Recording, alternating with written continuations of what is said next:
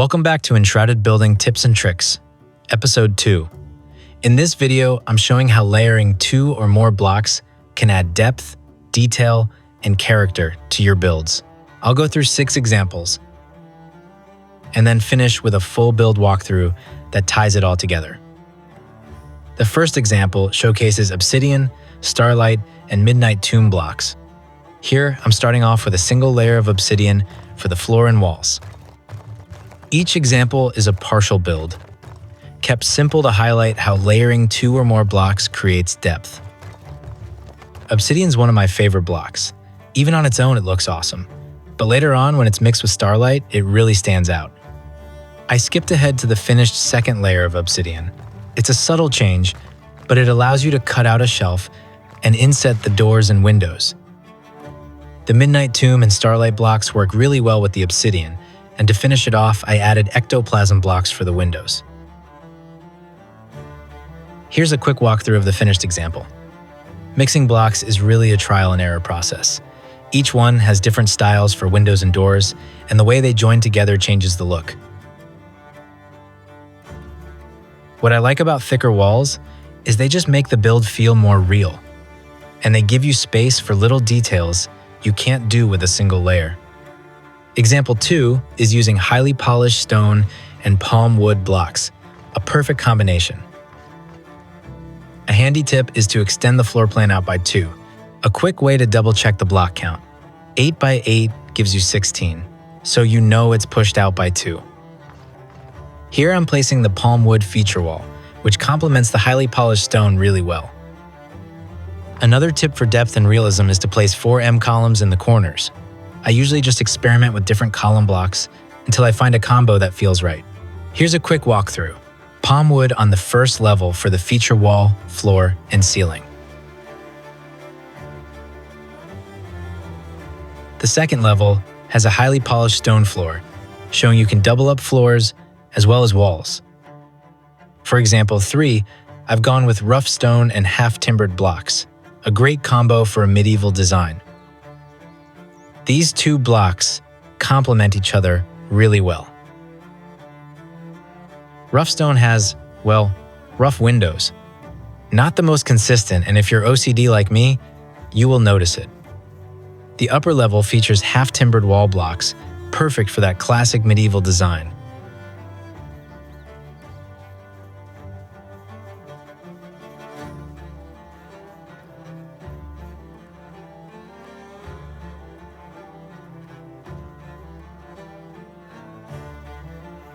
On to example 4. This combo features mixed sandstone with desert city wall blocks. Perfect desert vibe for the Nomad Highlands.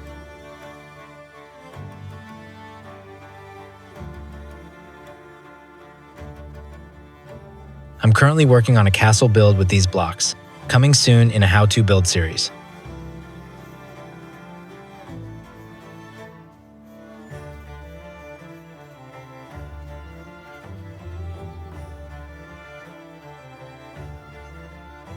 On to example 5. This one uses castle stone and city wall blocks. Castle stone and city wall blocks are spot on for castles, and the weathered look gives them so much character.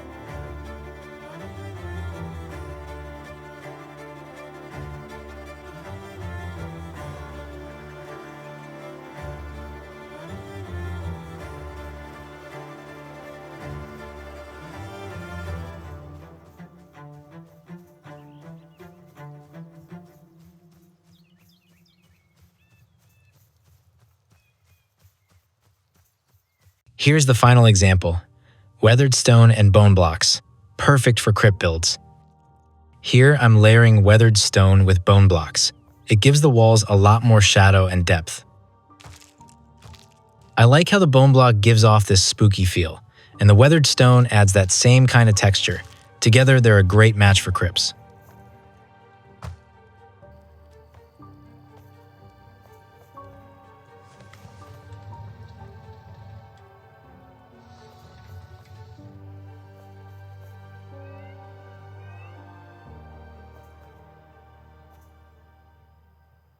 For the showcase build, I'll just be showing a detailed walkthrough.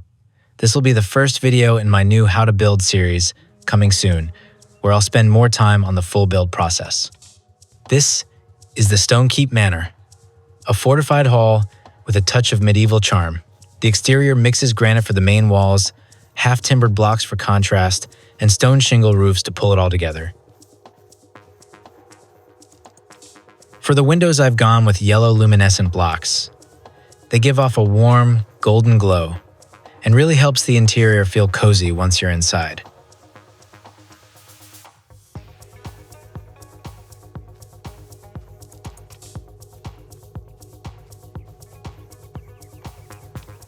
I've hidden large silver braziers inside the chimneys. It makes it look like smoke's drifting out the top, adding a nice bit of realism to the build.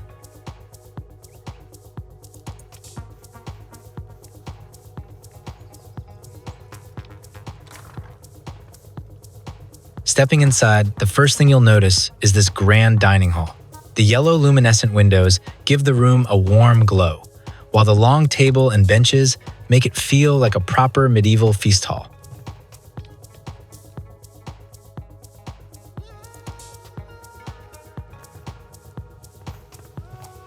Next up is the workshop, a big space that's perfect for crafting stations.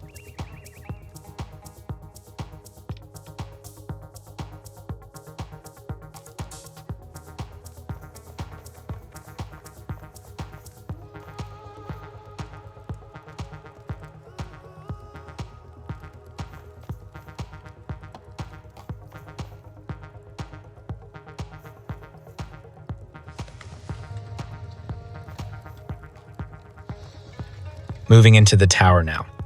I've set up grappling swing anchors so you can quickly zip up to the rooms above. This room features a low ceiling that could be set up as a bunkhouse or used for more crafting stations.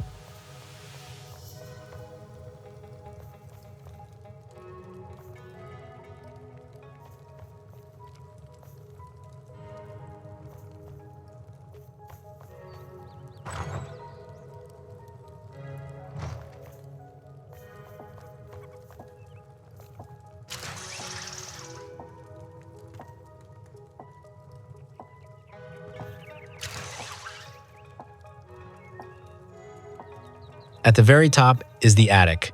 Plenty of space up here for a bedroom and storage chests.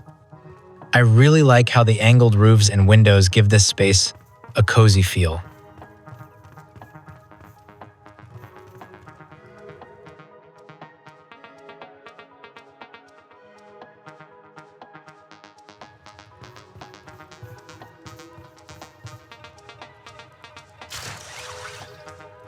Next up is the master bedroom. Plenty of space in here, and I've added a granite fireplace to give it that warm, cozy feel.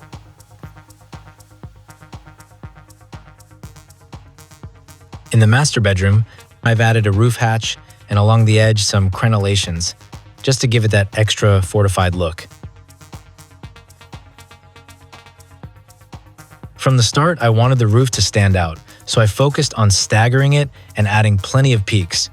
It makes the design feel layered and much more realistic. And that's the Stonekeep Manor, wrapping up episode 2 of Building Tips and Tricks. In episode 3, I'll be showcasing landscaping and gardening, bringing the outside of your builds to life. Thanks a lot for watching. I really do appreciate it. If you've got any building tips and tricks of your own, drop them in the comments. I'd love to see them. And I'll see you in the next video.